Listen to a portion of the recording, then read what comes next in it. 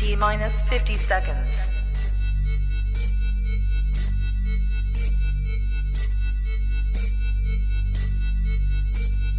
T minus 40 seconds.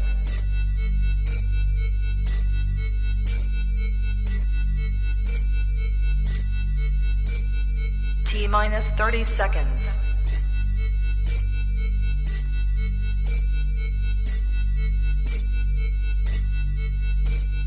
T minus 20 seconds.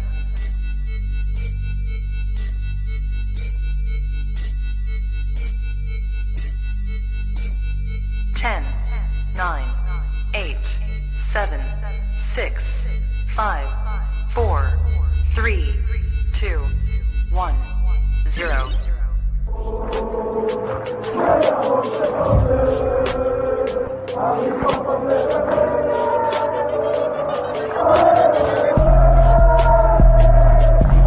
Shout out to Kop-Ish. Shout out to Kopish, guys. All the good work the up. two legends, Emil Heskey, Howard Gill.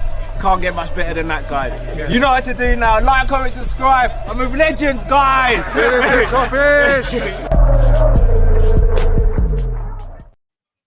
Hello, lovely people. Welcome back to Team Kop-Ish. As always, when we get behind the mic, please make sure you subscribe, comment, and like. Liverpool 2, Everton 0. As the title says, the Reds eat the Toffees for lunch. I like Another that. Merseyside victory. I like Another that time we show we are superior. Another time we show we are the Merseyside monsters. Drift, how you doing, bro? I feel good, bruv. Got a quick message for the Everton fans. And that me I tell you, you're pussy. Me ready for yam up your blood clot. Very, very happy with that result. Performance, we'll chop up. Result, fantastic. Absolutely love it. Absolutely love it.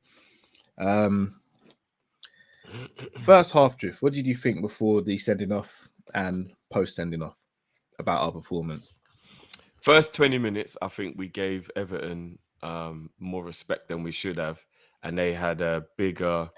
They weren't like outplaying us or anything, but they were in the game, and I didn't like the fact that they were in the game. Do you know what I mean? Whenever I play Everton, I just want to smoke them. End of.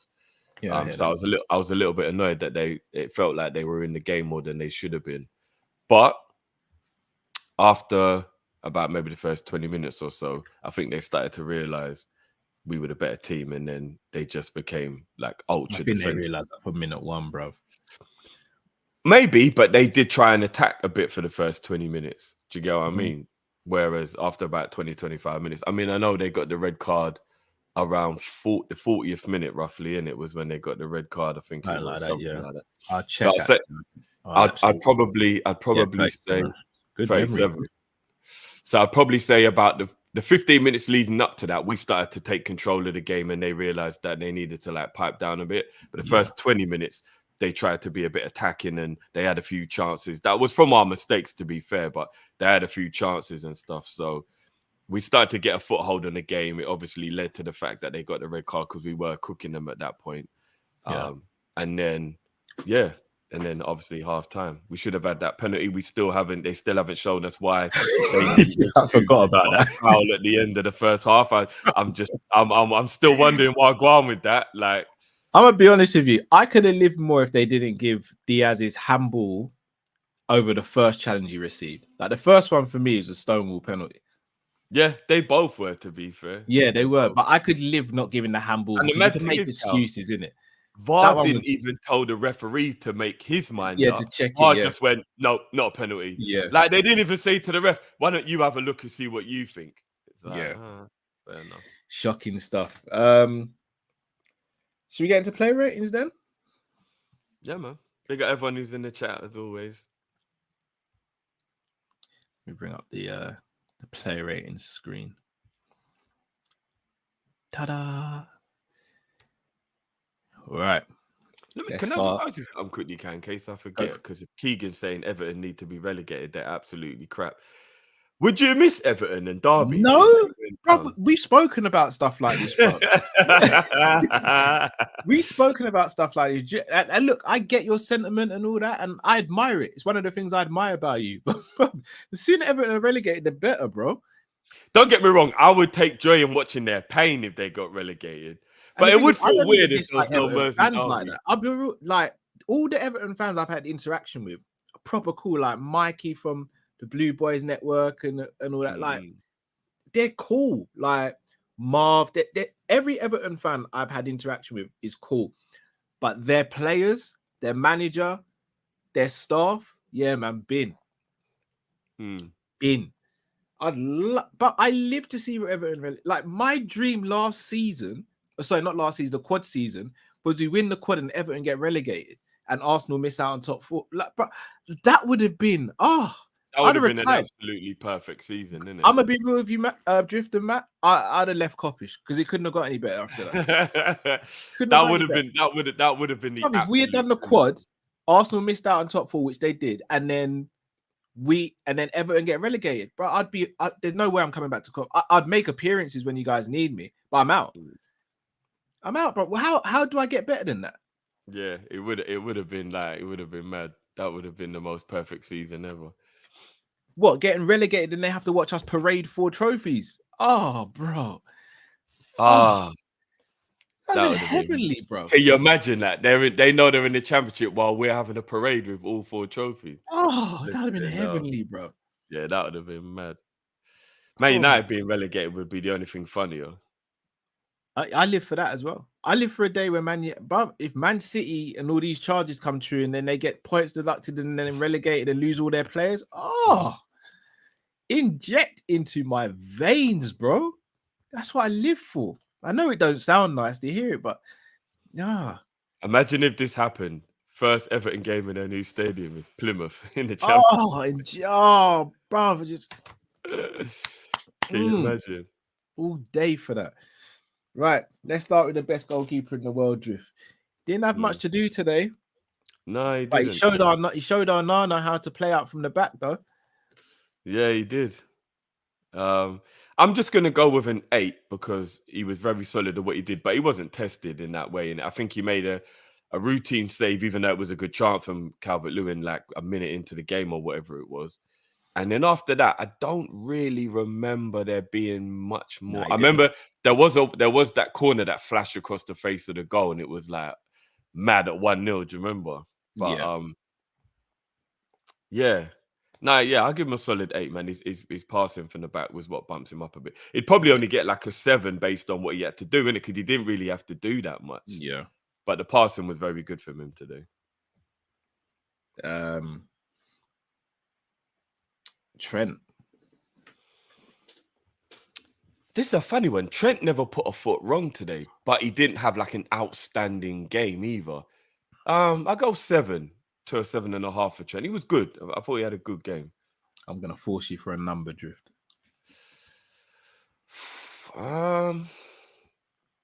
7. I'll go 7 for Trent today. I'm actually gonna go 6 for Trent today. Oh, okay. He wasn't happy with it. I just thought his distribution was a bit lazy and he was more like hitting and hoping rather than actually picking players out. No, he did pick a few out. If you watch it back, he was picking he always picks a few out in a game, but on the whole, I thought he's almost playing hot potato and just doing that thing down the line that he used to do where he just play it down the line and hope Mo would chase it.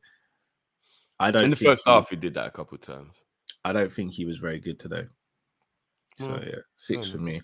So it balances out to a 6.5.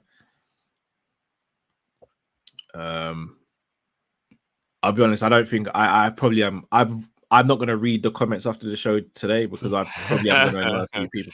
No, not in a rude way, but I don't really want to get into back and forth with people because even though we won, I don't think some of the players had good performances today, and I'll echo that in my player ratings. Ibu. I'll go with a 6 for Ibu today. I don't think he was bad at all, but obviously tread the line when obviously he was on the red and then had to get taken off, played about an hour of the game, 55 minutes, something like that. I'll give him a 6 today. Yeah, I'll go the same. In fact, no, I might go lower than a 6. You know, I might go 5. Raw. Yeah, I will go 5. I think there was a few, like, don't you remember the bad pass he gave to Virgil? That Virgil had to, a few times Virgil had to bail him out today. I still don't think he was a sending off. I know that'll be the narrative. Of course it will. I don't think he was a sending off, but yeah, I don't think Ibu was great today. Yeah, a couple of people are agreeing with you still. A couple of people are shocked. It's about a split down the middle. So 5.5. Again, I can't just give everyone a great score because the team got a good result. I've got to judge them in like as individuals. Virgil.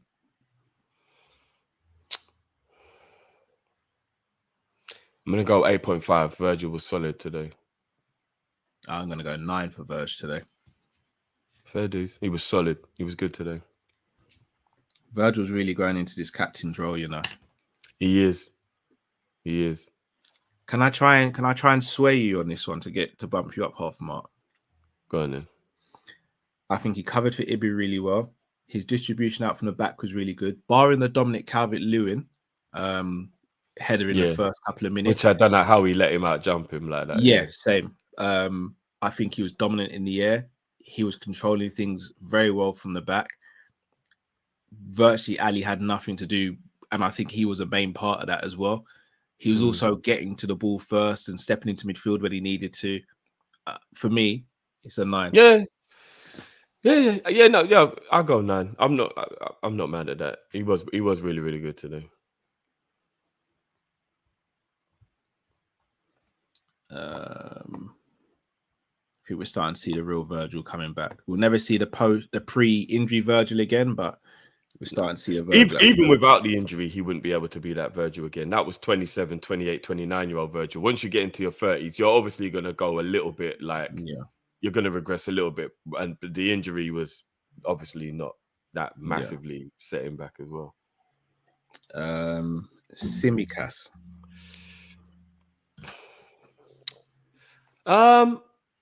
I'll give Tsimikas a 6 as well. I don't think Tsimikas was bad. He was just above average. He was okay. Yeah, I don't think he was like poor or anything like that. I'll go 6 for Tsimikas. It was a little bit of a shock he got taken off. Yeah, but then obviously the game plan I go 6.5 for Tsimikas. I thought some of his crossing was actually very good, but no one was in the right positions. And I know that sounds silly, but if you watch the game and I don't mean to sound condescending, but if you know football, a lot of the time you cross the ball, you cannot just pick out a man. It's sometimes impossible because you've got defenders in there, and all that. Sometimes you have to put it into an area, and you have to expect the attacking players to read that and be in those areas. And I think he did that a few times, and there weren't players in the right positions or the right areas. He was giving away silly free kicks, which frustrates the hell out of me, though, because him doing that in games is what will cost us, because no pun intended, because he'll either pick up bookings and mean that he'll have to be more careful going against other wingers, or he'll give away silly free kicks in areas where we can get punished. But I'll go 6.5 for him today. Yeah, I'll stick with my 6, but no, that's calm. That's calm. And I do think that people have to give him a little bit of a blight based on the circumstances as well. It's always fair to add context to things, and he's out of form, and he doesn't really play very often. So I mean, there's a chance he might even play in the next game. Like, let's keep it a buck. Like, I don't think he will. I don't think he'll start. And I don't mean the Europa League game. I mean the next. Yeah, I'm talking about. Yeah, I think Gomez is going to end up being the left back that Klopp uses while Robbo's out. Klopp just doesn't seem warm to the idea of Tsimikas. Yeah, I don't know. It's a bit weird, isn't it? It's a bit weird, but we'll see how it unfolds. McAllister. I'm gonna go 5 today. I thought McAllister was bang average. He done some really good passing. He did some really good interceptions, but he did some awful, like just completely getting caught out, and he did some poor passes as well.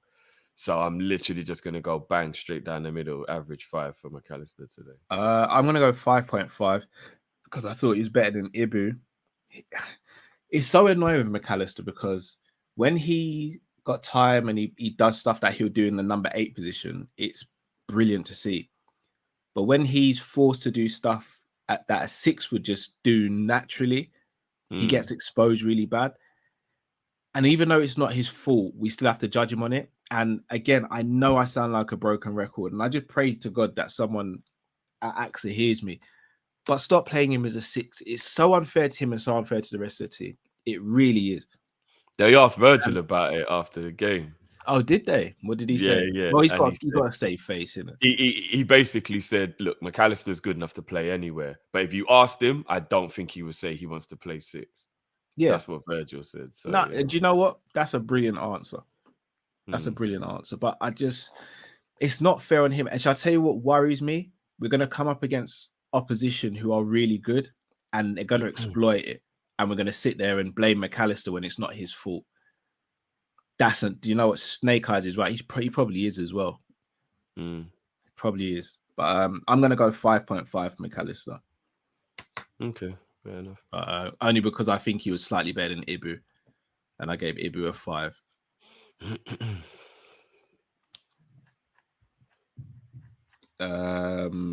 Szoboszlai. I'll go 6 for Szoboszlai today. I thought it was above average, running and energy as always. A couple of times he did do well with like beating a man beautifully and that kind of stuff. But then the final pass and the final decision today from Sobo was really below his normal standard. Like really, really below his normal. Like he's 10 times better than that. So he didn't have a bad game, but he's so much better than that. So yeah, I'm gonna go 6 for him today. Yeah, shout out to Snake Eyes again. It's like Snake Eyes is reading my mind. The word that comes to mind with Szoboszlai today is wasteful. Like that was he was so different to how he's been in other games. It's almost like, I think you said it during the watch long drift, he's on a mission today. Yeah, he really looked like he wanted to clap one in the top corner. It's like he went into business for himself today. Yeah. Which is so unlike him because he does so much. And you know what? Credit to him. So this will go really under the radar. You see the second goal where Nunes sets up Salah. Nunes obviously makes a perfect decision, good run and everything. Szoboszlai sprints from the edge of our box to the edge of Everton's box to make up another number. Like one, game intelligence to do that, but also the athleticism and physicality to do that as well. It's given that deep in the game, how his season's been. I'm telling you, we've got such a player on our hands here. Got such a player on our hands. But today, I'm with you. You gave him a 6 today, right? Yeah. I agree. Literally. Told you, bro. It's not just Klopp. Milner's at right back today. De Zerbi's playing him against City. You're right back, Cal. A year older. Yeah, that's wild to me. I'm not gonna lie. But what I will say, not even to defend, but we have a way deeper squad than Brighton do.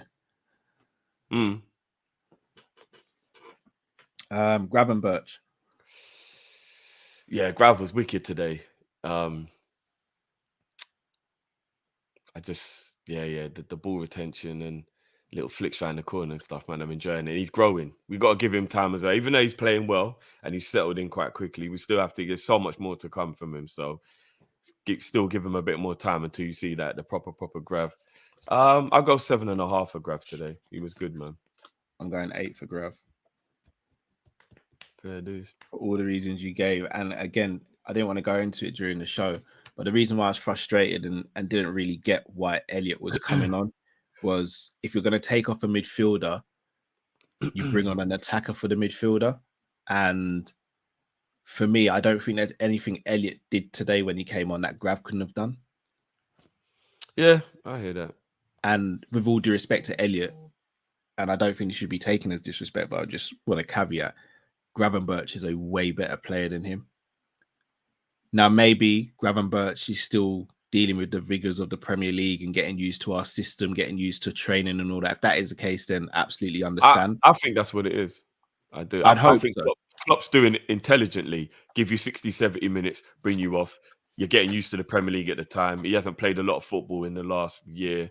True. You know, but we're not eased in Szoboszlai though. So again, that's why Szoboszlai's up to speed and stuff though, isn't it? Like constantly playing, had a brilliant season. Like, you know what I mean? Like, remember, Gravenberch, Yeah, dude. if you run someone into the ground who's not used to it, they can get injured very easily. Yeah, So very where true. he didn't play much football last year, if he just goes from that to just being ran into the ground this season, he'll get injured. So I think Klopp and the science team are being very strategic with it. That's fair enough.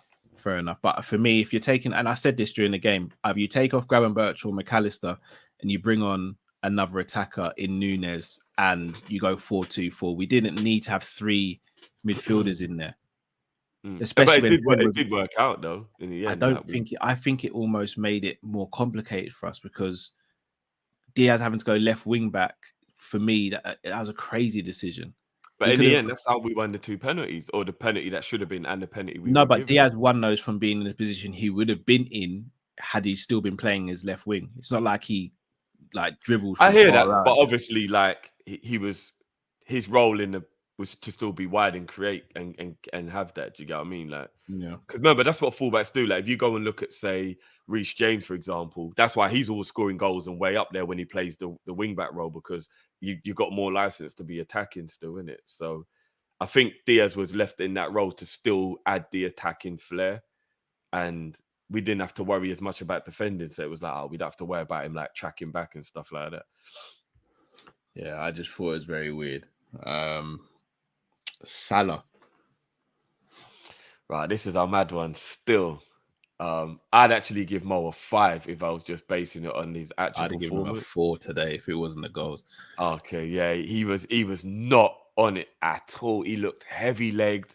He looked like it was a 12 o'clock kickoff. Do you know what I mean? Like, he did. He looked like, I've been up early. I had pasta this morning. Like, I'm like heavy-legged. But then I really worry for Salah that we haven't got someone to deputise for him properly. Yeah, it's mad. And what's mad is I heard that the way like the kind of international break is gonna like happen, he might miss like 1 game or something at AFCON.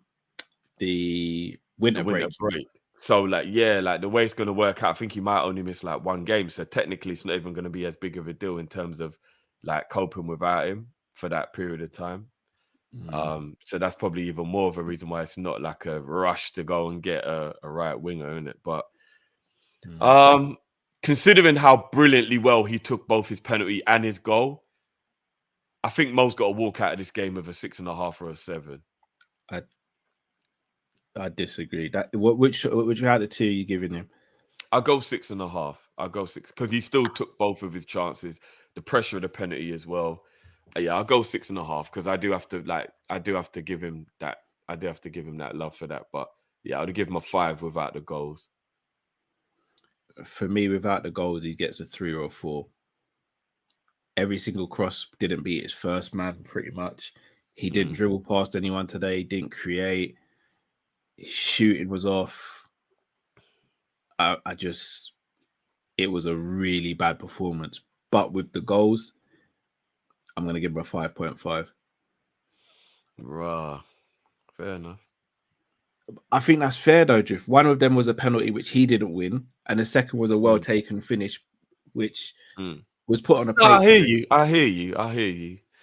I mean, after he scored the penalty, I think he did have a bit of a improvement in his play, like that gave him some confidence. But yeah, I mean, I'm not going to argue. He weren't great today, was he? So first touch was really poor today as well. He's getting bullied out there. Heavy legged, yeah, very heavy legged. But fair enough. I know I'm going to get cussed out for it, but yeah.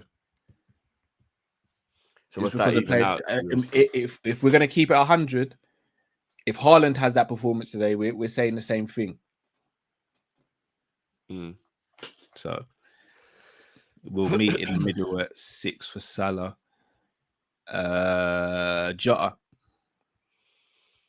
I'm gonna go 8. I thought Jota was really good today. He was really good from the beginning as well. Like from the beginning of the game right through. Had to change his role during the game. Still had an influence on the match. Pressing really well. One or two times maybe he could have passed when he shot, but like I'm not mad at that. I'll go 8. I thought Jota was good today. I completely agree. I think he deserved a goal for his performance today. He did. It was almost the opposite of what Jota's been doing this season, where usually he has a bad game but will end up with a goal. But today he had a brilliant game and didn't end up with a goal. If he'd got a goal, I think he would have just taken him into the 8.5. And he nearly got a goal twice because you could tell he wanted the goal. Yeah. He wanted that goal today. Yeah, you could tell. I thought he was excellent. This one's going to really set the cat amongst the pigeons. Luis Diaz, who seems to be the most hated man in Liverpool for whatever reason at the moment. So yeah, it's so strange, isn't it? Yeah, but like, do you remember when I said to you, all fans are the same? So I'm not targeting Liverpool fans, my own people. But in this instance, obviously, I have to talk about Liverpool fans. It's like there has to be the guy who gets not abused, but he's the problem today, isn't it? And there all seems to be a flavor of the month. Robbo was at one point, Nunes was at one point. Like, you know what I mean? Like, there's always that guy, like Gomez, Trent. It's like there's always that guy. And I'm not even saying that they weren't bad in some of the games or whatever, but it does seem to be a trend. For a certain period of time, that guy will always just, like, no matter what he does, everyone's just on his case. And I'm really shocked it's Diaz at the moment because he ain't playing badly. He's not setting the world on fire, but he's not playing badly. So yeah, it's a bit strange. It is a bit strange for me. But considering he was our most creative player today, looked the most dangerous overall today, he also changed roles, still had an effect on the game. I'm going to go 8.5 for Diaz today. Oh, I wouldn't have gone that high. I don't mind if you want me to come down to an 8. And no, bro. I'm not going to tell you what to do with your rating. I liked Diaz today, and I think you could arguably say he was our best player today. All right, the reason I don't. All right, so the positives. He got Ashley Young sent off single-handedly, I may add. Like, literally got sent off single-handedly. Won the penalty. Should have had a penalty before that as well. But I think that's where the positives stopped, Drift. I'm going to be honest. I think the chance he had in the first half, I think he's got to have more urgency there, and I think he scores. Even though Ashley Young did get back and made a brilliant challenge. I was going to say, he did get a block. If Diaz has urgency there and takes a shot earlier, I don't think Ashley Young's got a chance of getting to him. His first touch in a lot of the instances, especially in the first half, was poor. There were times where he was running into blind alleys or making the wrong decision. There was a time where we had I think it was 4-on-3 or 4-on-2. All he had to do was cut inside and play an easy pass into the middle. He fluffed that. There were times when he was making his run too early and then not receiving the ball how he should have been. So I think that, for me, I know you're giving it 8.5. For me, that balances out at a 7. What you would have given him, you mean? What I give him, yeah. I'd give him a 7. Okay. I mean, I'm not mad at what you're saying or anything. The one thing I'll say, though, is the positives that you gave are huge and are literally a winger's job. So he literally executed his job brilliantly today. Creative, 1-2 penalties, or one that should have been. Yeah, that was a stonewall. And then obviously the one that was given. Got his fullback sent off. Like, he did all the things that's actually your job as a winger. Get your man sent off and be creative and you know what I mean, and get winning opportunities for your team. So it's big pluses what he did. Do you get what I mean? No, it is, but those are the 3 major positives. But there was the negatives for me outweighed the number of positives in terms of quantity. But I think that's where it balances out. I think there were like 6 or 7 negatives. I think I could name 3 major positives, and then I think that's where it balances out, which is why I'm giving him a 7. Fair dues. I'm going to stick with my 8.5. Though. No, that's calm. That's calm. Meet in the middle there for an 8. Substitutions. Elliot. I'm gonna give Elliot a 7.5 to an 8. I thought he had a really good cameo, man. Really good. One thing I'll say that he brought when he came on that Gravenberch maybe slightly didn't do because of his like casual, silky nature is he brought like a bit more intensity into it and was like closing people down and like kind of getting stuck in for his little self.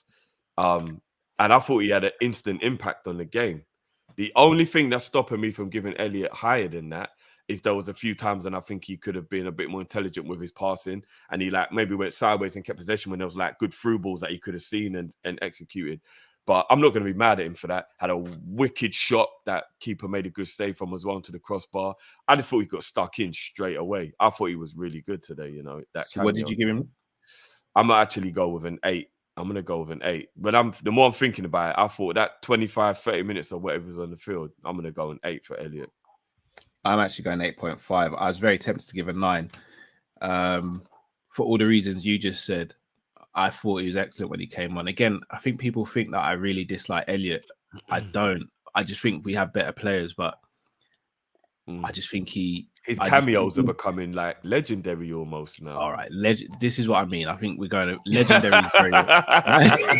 like Divock had legendary cameos. Like all right, like legendaries are what's a good word? It's becoming a bit. It's becoming very consistent and I'm trying to think what word you would use for it. I'll think of it. The shot he had, excellent shot as well. Kind of came out of nothing as well. When I first saw it, I was like, Pickford just kind of did that for the camera. Shot came out of nowhere and he was very unsighted. So it was actually a very good save and a really good shot from Elliot. But again, I'm a bit like you. I think there's times where he just makes the wrong decision, but I think that will come with age, to be honest. So he is still a young buck. What is he, 20? Yeah, but I'm gonna go with an 8.5. I thought he was excellent today when he came on. He's very close to getting a 9. If he had executed some of those passes or made a few better decisions here and there, I know it's nitpicking, but just being honest, then it would have been a 9. Fair dues. Nunes. Yeah, I'm sure it's cut you, Drift. I think that Brighton shot you had might be down the toilet still. Yeah. Rodri's back now, isn't it? Yeah. I told you. No, do you know what it was? It was kind of just a Millie feeling right back as well. Yeah. I mean, I didn't know Millie was going to be playing. Yeah, the Zerbi got paid. He got the packet still. Yeah. Mad thing. Opened his door this morning, just saw the brown envelope on the floor and was like, I'm gonna have to change the formation and lineup. Nunes. Yeah, sorry. Nunes, I'm gonna go 8. He got involved straight away, continued to make brilliant runs, just wasn't found. Had a few odd touches the first minute or so he was in the game, but obviously he probably was a bit rusty at that point. And then obviously he came up with, I mean, McAllister massively played a part in it, but pretty much the winning goal was all about Nunes as well. So yeah, I'm going to go 8 for Nunes. I'm going to go 7 for Nunes. I thought it was good when he came on. I don't think he did loads in the game. Obviously the assist was class. But yeah, I don't think he did loads in the game. But again, the first touch for me sometimes is very weird and some of the decision makings are a little weird. But he was still good. Remember, he got to the byline, put that good left foot cross in. I know, but the reason he got to the bylines was because he didn't look up earlier when he could have played it inside earlier or cut in earlier. I know, but I actually think in the end he made the right decision because if the defender doesn't get that last guy's touch on it, I can't remember who the player was coming in, but like it was going to like go straight to like Mo or I don't know, but yeah. I thought it was good today. I thought it was good. So what we've got, we compromise at a 7.5. Yes, 7.5. Yeah, it's going to be very interesting to see what Klopp does for the next fixture, though. Whether it's going to be him or Jota, because I think Jota had a really good game today, but Darwin has been really good this season as well. But look, I don't get paid to make that decision. I'm just happy Klopp's got the headache of having to make the decision. To be honest, what's crazy is I know 4-4-2 is so played out, but we've got the perfect duo to play 4-4-2. Like Jota and Nunes as a 2, they've got everything that you need. Like, you know, between the two of them, they've got everything you need. Like, they could be a perfect number, like twosome. I disagree. You know, neither of them are that creative. I think with a 4-4-2, but you don't need to be, bro. In a 4-4-2, all the creativity comes from behind, and then it's just about you getting on the end of it.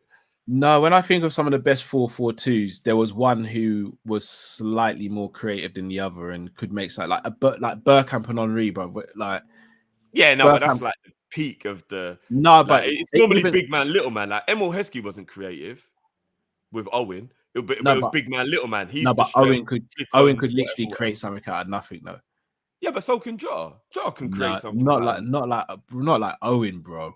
Yeah, maybe not just as good, but like he's definitely a guy who's capable of beating a man, making a goal. Like he does it, bro. Remember when he destroyed Arsenal when but that was we had once, all and those he's injuries? playing from the left when he did that as well. Yeah, Like, but he's capable. This is what I'm no, saying. but Jota is capable of Owen doing that. did that. Owen did that virtually every week for about 3 years, bro. He's just better, in it. Owen's just better than Jota. That's what it is. But I still think that they could be a brilliant duo. I do. You got the strength and the thingy of Nunes, and then you got the wit and the determinate. Like I think they can make a great strike partnership. You know, shout out to Sam Kurt. Nunes and Gakpo could be a shout. That could as well. Even Gakpo and Jota could be a shout. I don't think Nunes and Jota. I think Nunes and Jota works well against a low block 4-2-4, but not as a starting 4-4-2 or 4-2. Oh yeah. I mean, I don't really like 4-4-2 anyway. You know what I mean? Really, but yeah, just thinking. Joe Gomez.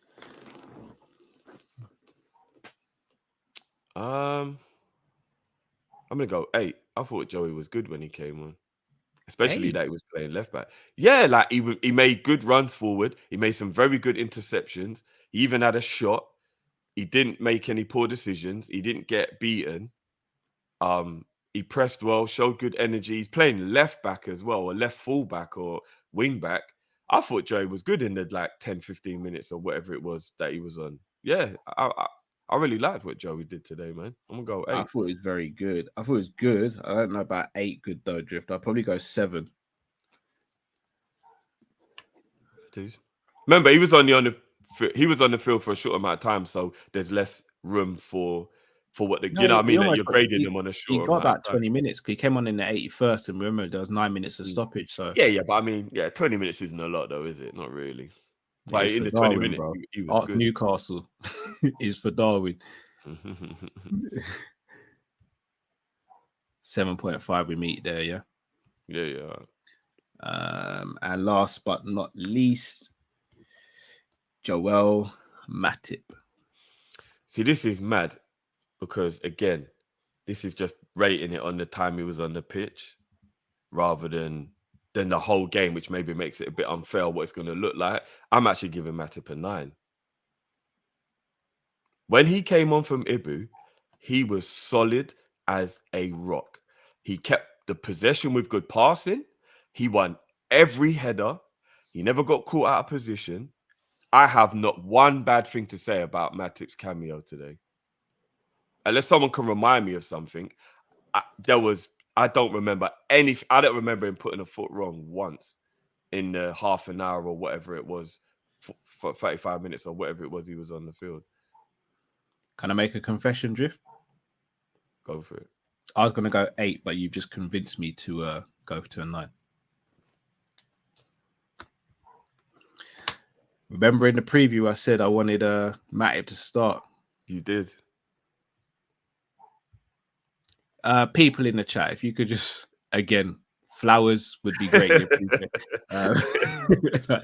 Just if you could just drop the flowers in the chat, that would be I'd really appreciate that. Thank you very, very much. When Matip's in form and he's fit, for me, you got to play him. Yeah, look, this is a good point. Like I felt like this as well. It was like Matip made me feel way more comfortable as soon as he came on the pitch. Can I get the flowers in the chat? Big up Imran. Imran, yourself as well. Could I get some flowers, please, guys? I want to sneeze. Can I get some flowers, please? I want to smell that pollen. Can I get some flowers, please? Klopp. I'm gonna go 8.5 for Klopp today because I think, and I know we're gonna disagree on this, but I think the plan in his mind of what he wanted to do, why he did what he did, worked perfectly. We got the victory. There was never a point during the game where we looked in doubt of losing or looked in fear of losing or anything. Yeah, it looked a little bit shaky, like, can we get the win? Are we going to break them down? But he kept the width, took advantage of them having 10 men. I like the fact that he kept people on the pitch that meant, even though it looked a bit weird in the 3-5-2 or whatever it was, he also knew we could go 4-2-4 because he kept players on the pitch that would allow that to happen. He's managing Gravenberch well. Elliott made an impact. I think every sub, I can't think of a sub that he brought on that did. I mean, look, the sub ratings we even did that. No substitutes got less than a 7. The substitutions all played an impact and played a role in the game. So I just think all round he looked calm and collective on the side as well. Normally derbies, you see a manager a little bit extra stressed. He looked real calm and relaxed. So a couple times in the first half he got a little bit vexed still, but yeah, man, I'm gonna go 8.5.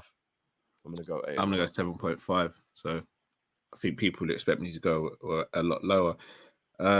The positives far outweigh the negatives, but I'm still perplexed by some decisions. The Endo one completely perplexes me. Like, he came out in such defense of him and such excitement when we signed him. And you're telling me not even in a game like this where there's 10 men, like we go 2-0 up, or even when we 1-0 up, like Endo still can't see pitch.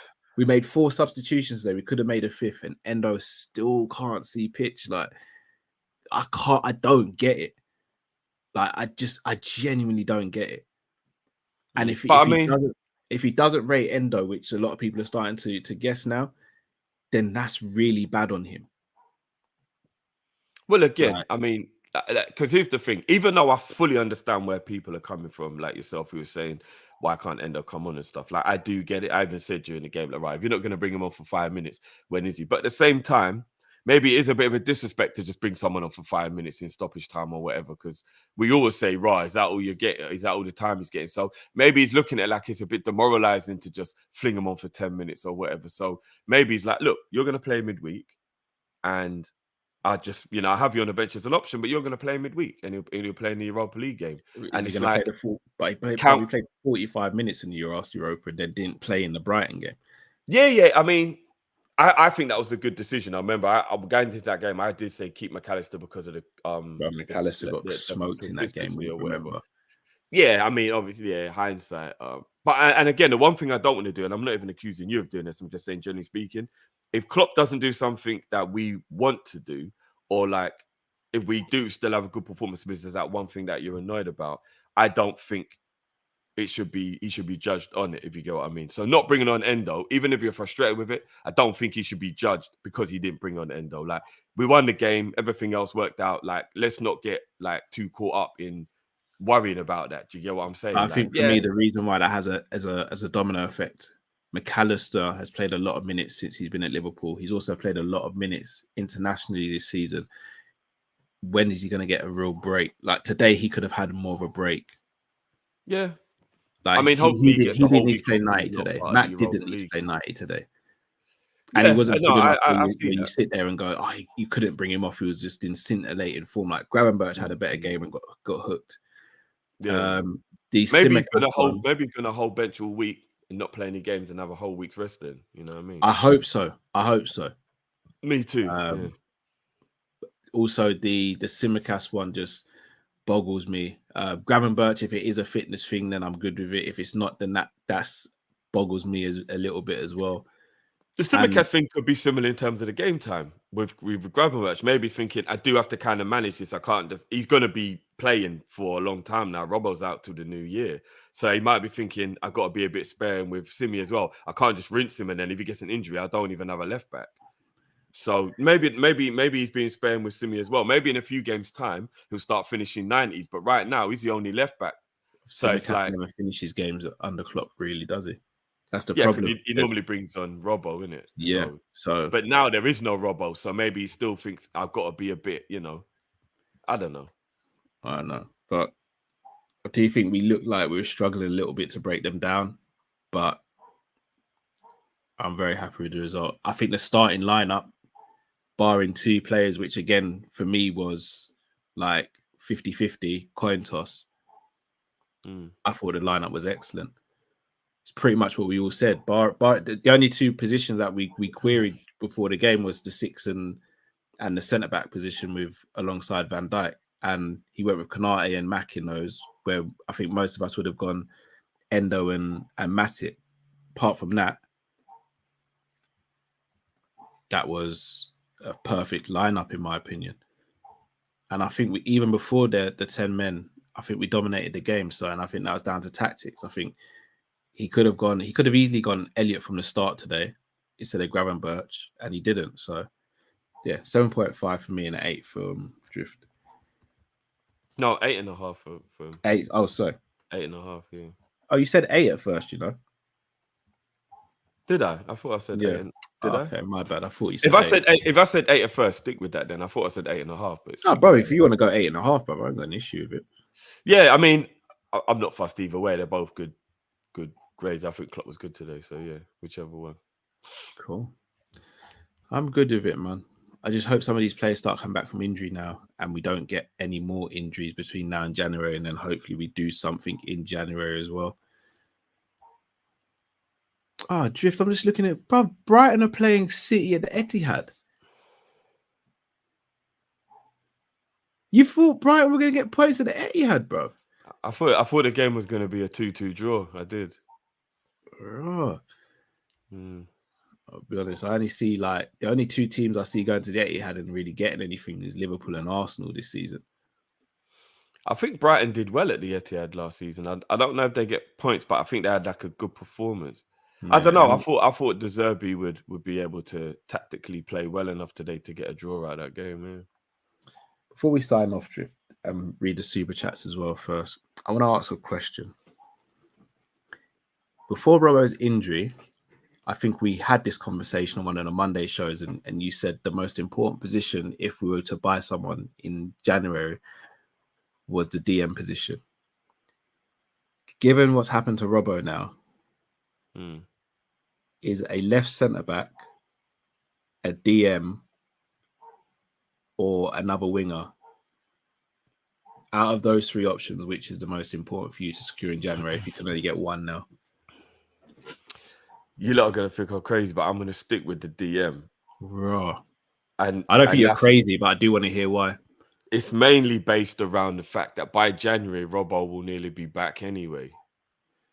So I don't think it's detrimental to not buy one with him being back. So for the future, it's detrimental. 12 weeks for Robbo.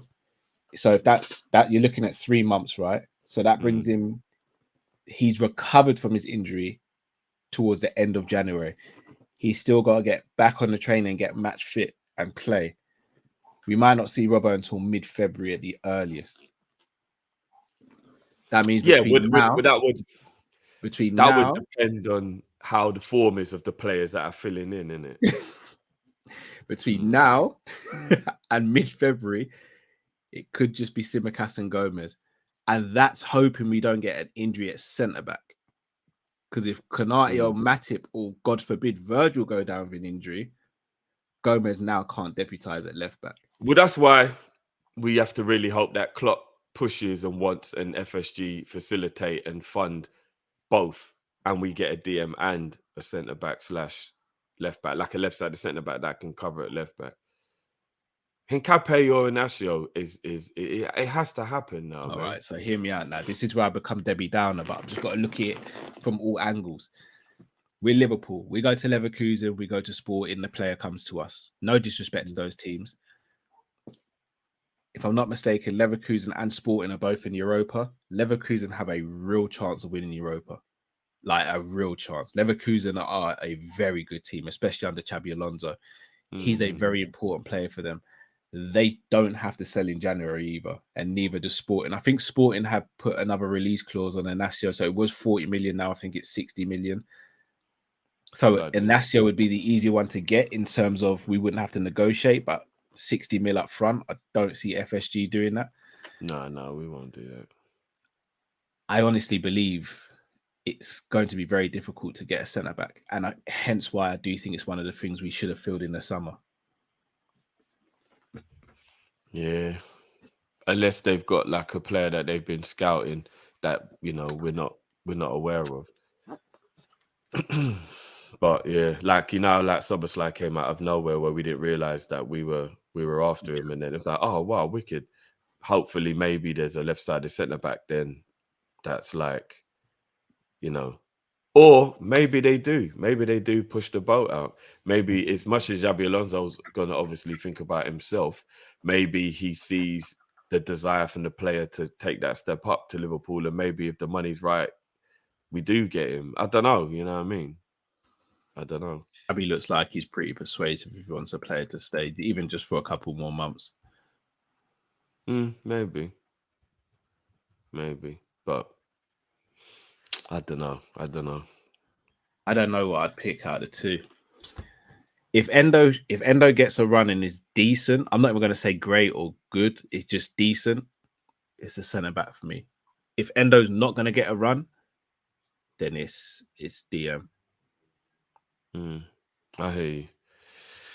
Yeah, I do think the loss of Robbo makes it very. For me, I'm not going to say it's the nail in the coffin, but it makes it way more difficult for us to be involved in the title charge now, in my opinion. Especially the fact that Robbo's a player that usually never misses any games, so it's like we're never normally thinking about that position, and now all of a sudden we're like, shit. Yeah. I mean, let's be honest. If we are, and let's hope and pray we are still in and around being in a title race of some kind, whether it be a few points off, even if it's 4 or 5 points, but we're in and around it. We're involved come January the 1st. You really have to question the ambition of the ownership, etc., if Klopp asks for 2 players and he doesn't get them. So we'll have to as well. Though it's both. I know I keep on saying it's both, because if Klopp demands 2 players, or he just says, can we do it? Do you reckon we can? And he just takes no as the answer. Like, for me, you've got to really push and demand. And here's the thing: if Klopp's able to get Endo, Klopp, in my opinion, should be able to go and get a Kone or Nkape if he wants to move on. Like, he should be able to convince the owners to do that. Because Endo is the most un-FSG signing you can think of. And again, I mean no disrespect or ill will to the guy or anything like. But if you break it down, it is, isn't it? It's the most un-FSG signing Liverpool. Well, I mean, we've done a few of those ones like Clavan and Colker, and a few that was a bit like the little cheap older guy. Like, we have done it in the odd time. Look at that was really early into Klopp's reign.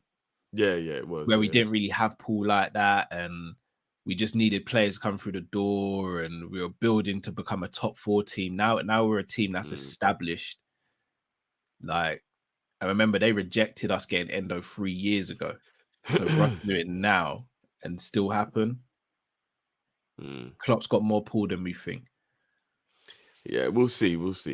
But those people, they need to make sure they support it. If the John just added a year onto his age and 4 mil onto the amount.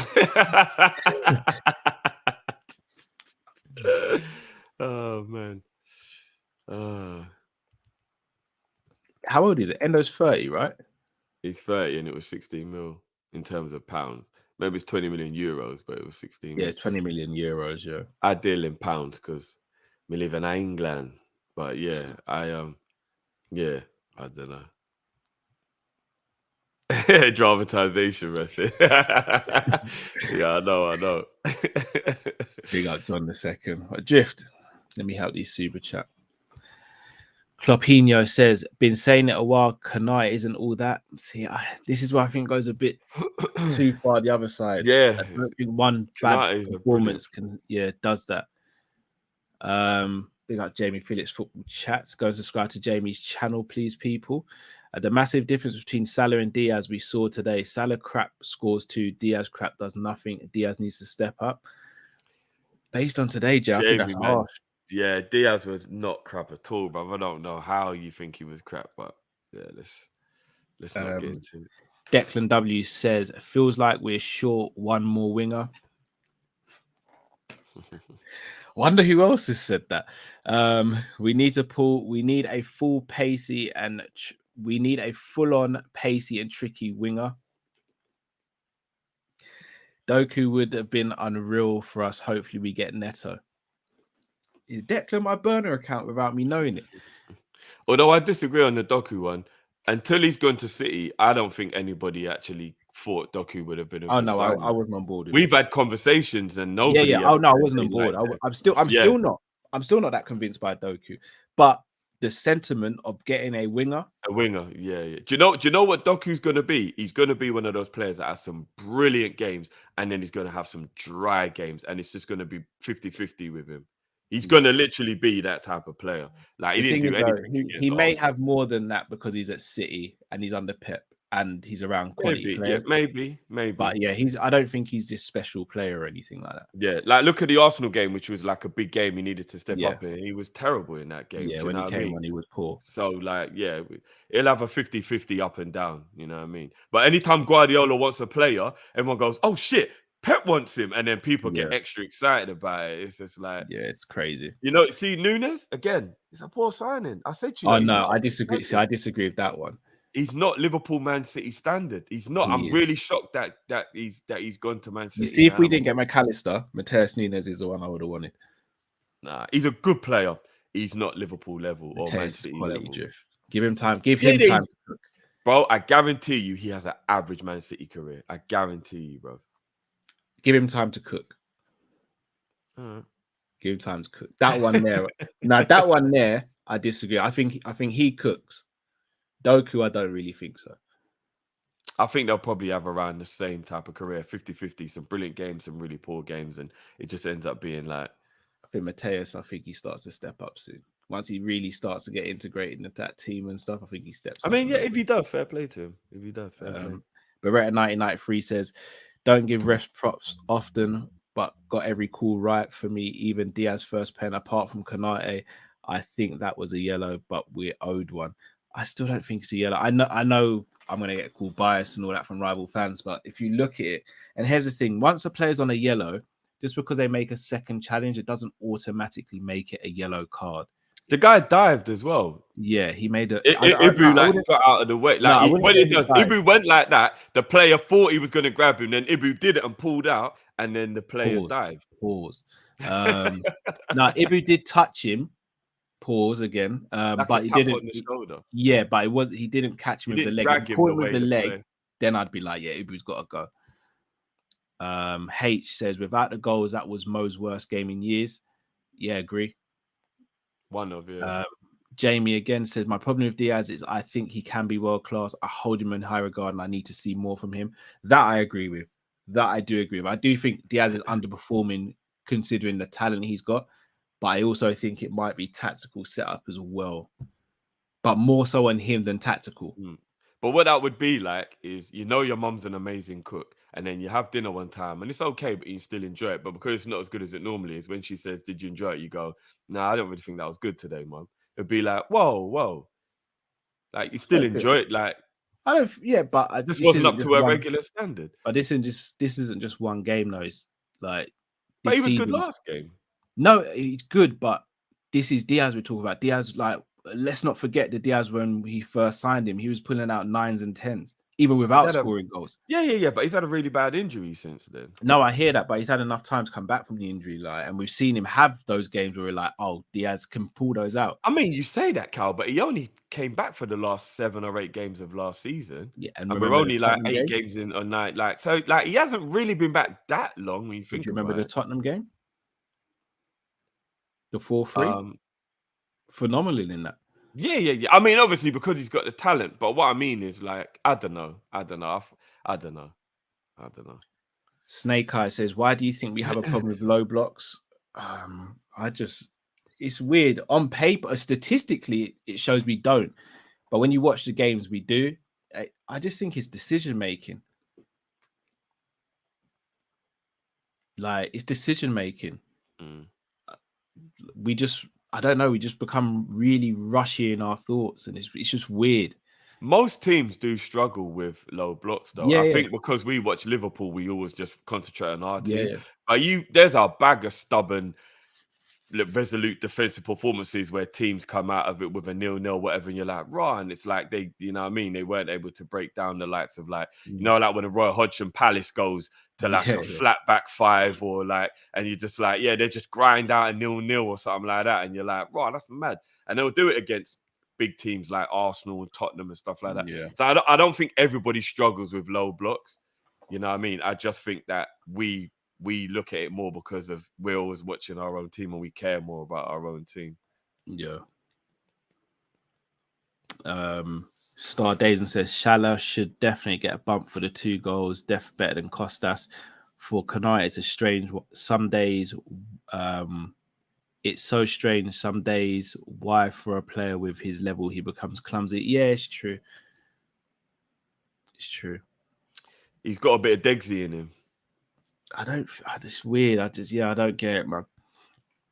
Sean Bay says, my brothers, today was frustrating day, but we come through it. Konate is a lucky boy. Miss and love you guys and hope everything's good with you. Big up yourself, Chombe. Big up, hope Chombe. You're well, bro. Big up. Big up, man. Like Imran says, Salah was really leggy today. Maybe. I can't read that. Imran almost got me. Imran almost got me. Big up Camera, you'll never walk alone and been a member for 28 months. Big up yourself, bro. Big up. Beige and Reds TV, guys. Make sure you guys subscribe to Beige and Reds TV. Big up, Beige. Big up my brothers. 3 points and we move. We do indeed, bro. We do indeed. Shabazz says, glad Trent is good and safe after the accident. What happened with Trent? I keep on hearing. Yeah, people were saying he was in a bit of a car accident. Like apparently, like a tree fell while he was driving and he had to swerve or something like that. Yeah. Thank God, man. Yeah. That could have been right. Everyone else in the car all good as well? Or is it just I think from what the people in the chat are saying, I think it was just Trent, but I think he's all right. Yeah. Jeez, do you know what's crazy about something like that? Yeah, a lot of people won't realize things, but my mind goes into like Final Destination. It's not even necessarily just about like the car being damaged by the tree. A branch could literally just penetrate the screen and just, go into your neck, your face, your chest. Do you know what I mean? Because like it's one of those things where some branches would be like sticking out. So if you hit the tree, the front of the car will hit the tree, but then the branches could like smash through the thing and like, that could actually end up being a lot more crazy than it sounds as well. Jeez, I didn't know that happened, man. Yeah. And I'm guessing if he swerved, he might have hit another car or a pole or something when he swerved as well. Do you know what I mean? So, yeah. That's crazy. Beretta says, am I going mad? Diaz having a good season in my book. He is having a good season, but I think he could be having a great season. I know it's really hard, but this is Liverpool. This is a standard, though, at the same time. Good isn't good enough. In a bad way, good isn't good enough at Liverpool. We expect great, and we expect great things from great players because he's a great player. Like, I had an argument, me and Montz had a debate, and Roms as well. I think Diaz is better than Kingsley Coman, for example. But in terms of consistency at the moment, you'd argue Coman's way more consistent. But I think if you ask me who I'd rather in my team, I'm taking Diaz all day. I hear you. This is sad, my man. Sad to hear that for your friend, man. And that's mad that he said that. What's happened to him is exactly what I was saying about how people would just think about the actual tree itself, but you forget how dangerous the branches are if they smash through the window and all that. Chris says, glad to get the W. Been a rough few weeks for me. Hope you're well, Chris, bro. Hope you're well. Yeah, man. Good. Big up yourself, bro. Mr. Dare I say it says big up Kopish. Hope you're good. Yourself. I realized what that just sounded like. Hope you're good. Yeah. Beige and Reds TV says watch the members call in and funny as heck. You fellas should do those more often. Will in the mud.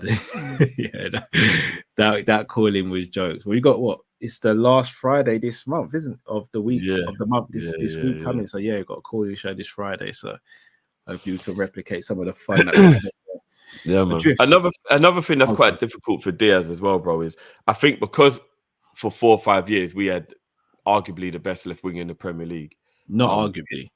No, as in history. Like I think like it's actually like a conversation of like best left winger in Premier League history.